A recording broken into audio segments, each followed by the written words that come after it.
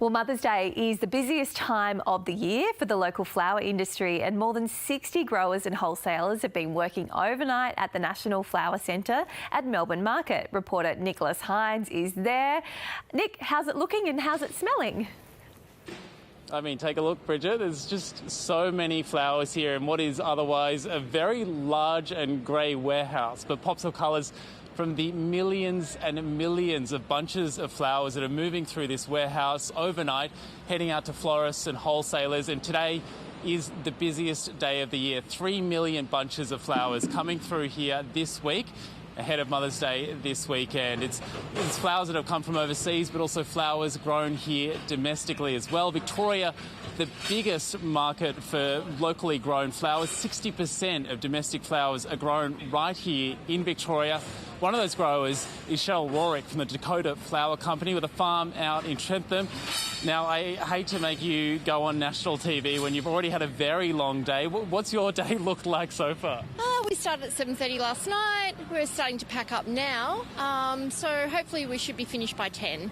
And what's the process like for a farmer to get your flowers out to market and to people who want to buy them for their mothers? Pick, bunch, load the van, load the trucks, bring them in, distribute them to the florists. And it's something you don't really think about when you go into the local shops to buy flowers, just how much work goes into it behind the scenes at places like this. We are hearing so much with the cost of living crisis at the moment, people cutting down on discretionary spending. What has that meant for you as a grower? It's still going really well. People are buying probably a little bit smaller bunches, but it's a fresh, cheap, really nice present. And do we see, there's a few classic flowers, especially on Mother's Day, but do we see any trends in the flowers people are buying? Lots of natives, chrysanthemums, roses, tulips. And have you seen, I would say all flowers are beautiful, but do you think there's any ugly flowers? Are there any you don't like? No. All flowers are beautiful. And what are your tips for people who are maybe worried about how much they're going to be spending or want to get the most out of their flowers? Change the water every day and cut the stems. Yep. That easy. Thank you so much to Cheryl.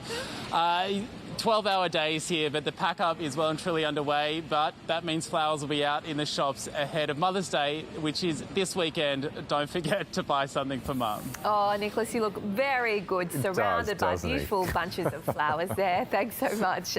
Those florists and farmers working overtime for us all ahead of Mother's Day, and it's got us thinking, as Cheryl said there, her top tip, change the water, cut the stems. But have you got any flower tricks for us, or what's your favourite flower to receive at this time of year? I'm really loving natives as well, and they last quite a while, Michael, so you can kind of dry them, keep them for a bit longer.